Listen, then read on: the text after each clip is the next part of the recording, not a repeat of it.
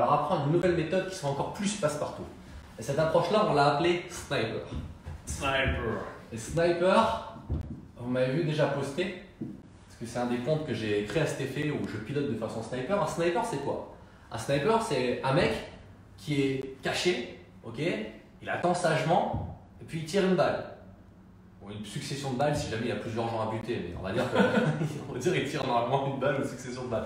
Mais il est là, il attend, et en fonction du vent, il va faire des petits réglages. Et il sait que si jamais une fois qu'il va tirer, il va potentiellement se faire repérer, donc il faut qu'il fasse attention. Donc là, c'est exactement le même but. Le but, c'est de tous travailler ensemble sur cette approche sniper.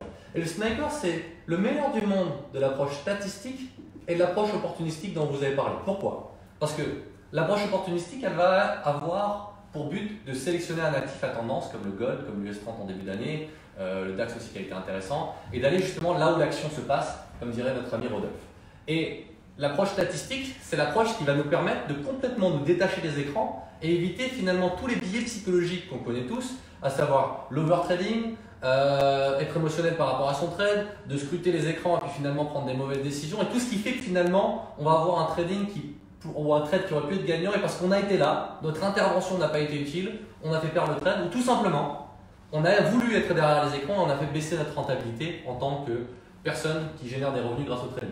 Donc, une approche statistique, je vous fais aussi un autre rappel, ça peut être quelque chose qui peut durer un jour, une semaine, je veux dire, c'est une durée. Encore une fois, c'est l'histoire du vent avec le sniper, il est dans la montagne, là, il y a du vent qui souffle, et puis en fonction du vent, il va faire les petits réglages. Mais il ne va pas arriver et prendre le même réglage à chaque fois. Et le problème des personnes en fait, qui font l'approche statistique, souvent, c'est qu'on tombe dans le biais d'avoir trouvé des paramètres, et on se dit, tiens, j'ai trouvé des paramètres, ils ont super bien marché, j'ai outperformé, j'ai eu 1 mois, 2 mois, 3 mois potentiellement. Et puis là, on tombe dans le oh, c'est bon, j'ai la baguette magique. C'est ça, j'ai trouvé les paramètres. J'ai trouvé les paramètres, je ne change plus.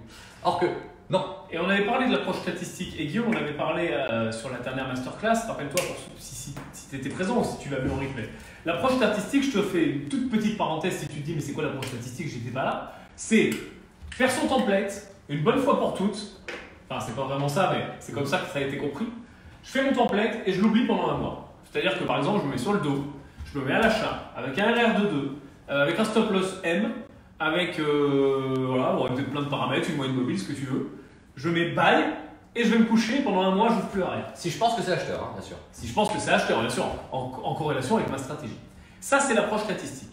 Sauf que l'approche statistique, on s'est rendu compte quand on vous l'a expliqué, que certains d'entre vous le prenaient tellement au pied de la lettre qu'il l'appliquait trop bien. Tu vois, c'est-à-dire que, ok, je salue, je ne traite plus, quoi.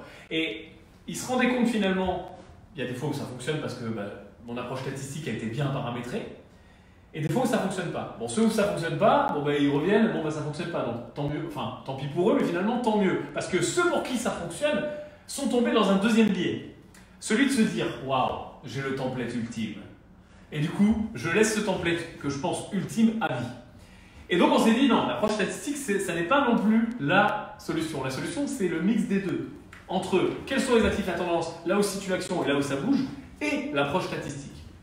Et c'est là quand Guillaume te dit, le sniper, si d'un seul coup il y a du vent, si d'un seul coup il y a un tremblement de terre, si d'un seul coup il se passe un truc, il faut qu'il réajuste ses paramètres. Et c'est ça l'approche sniper. C'est une approche en partie statistique, mais où tu réajustes tes paramètres en fonction des conditions de marché. Et tu ne les laisses pas bêtement pendant 1 mois, pendant 3 semaines, en mode ah non, j'ai décidé en début de mois que j'étais acheteur sur le dos, je suis acheteur sur le dos. Non. S'il y a Trump qui se casse une cheville, qui se casse le petit doigt et qui est admis aux urgences, t'imagines que le Dow Jones, il va se passer un truc. Donc, c'est le moment. C'est sûr. Donc, ce sera le moment de changer l'approche statistique. Voilà l'approche sniper. Et des fois, elle va aussi, pour compléter ce que tu dis, oui. Si demain vous voyez une journée range, ou vous voyez que le marché en ce moment il est compliqué, avec l'approche sniper, justement, c'est là où ne rien faire ou pas trader, justement, c'est extrêmement simple parce que votre nombre de cartouches va être limité. Il y a une autre fonction, je ne sais pas si vous avez vu aussi avec la nouvelle version, c'est que maintenant, quand vous choisissez le visual mode, en fonction, donc les 2 petits carrés là, en fonction du scénario que vous avez établi, donc tout ce qui est dans. Tu as dessiné le visual mode là? Ouais, ah ouais. Je suis pas mal. Ah, c'est pas bon. C'est pas bon. C'est les flèches qui sont censées être comme ça. Attends, je fais un effort, putain. Je te fais comme ça. Voilà. Ah, là, les gars. Encore, on dirait ouais, il est un peu malade. Donc, et là, vous avez le petit smiley, vous avez vu le gars qui est content. Donc, quand vous double-cliquez sur lui là, vous avez un tableau d'affichage qui apparaît. L'étape 1, vous vous rappelez, de choisir le sens. L'étape 2, c'est tout ce qui est gestion de risque. Donc là, je vais juste faire un zoom là-dessus. Dans la partie 2, donc sur tout ce qui est gestion de risque, tout ce qui va être max profit, donc daily, weekly, monthly, mais également consecutive loss, consecutive win. Si vous sélectionnez par exemple, je fais un exemple simple, consecutive win 1, consecutive loss 2, ok? Et ben, si vous cliquez buy et que j'atteins tout de suite l'objectif de gain, la flèche ici va se décocher. C'est-à-dire elle va être cochée jusqu'au moment où l'objectif a été réalisé. Même logique pour si jamais vous allez cliquer buy et qu'elle fait d'abord une perte. Tant qu'elle n'a pas fait sa deuxième perte consécutive, le template restera en cours tant que le scénario ici défini n'a pas été réalisé. L'avantage de ça, c'est que ça vous permet de définir un scénario, d'aller à la plage et d'être sûr que Aria ne va pas continuer à trader à vitam aeternam sans jamais s'arrêter. Versus si vous allez sélectionner directement là à la place de Visual Mode buy ou sell, à ce moment-là, le buy ou sell tous les jours, ou en fonction du scénario que vous allez appliquer, va recommencer à zéro. Donc c'est ça la grosse différence. Sur les versions précédentes d'Aria, en effet, si tu décochais pas toi-même à la main ici, elle continuait le lendemain. Maintenant, non, c'est pas le cas. C'est que si tu as choisi le sens là-haut. Et ça fait une vraie différence parce que, comme le dit Guillaume, ça va te permettre de faire ton approche sniper, par exemple, sur une semaine, sur 2 jours ou sur 3 jours. Où tu vas dire, ok, là, vraiment dans ces conditions de marché, sur 2 jours, sur 3 jours, je pense qu'il faut être acheteur, je vais mettre un risque.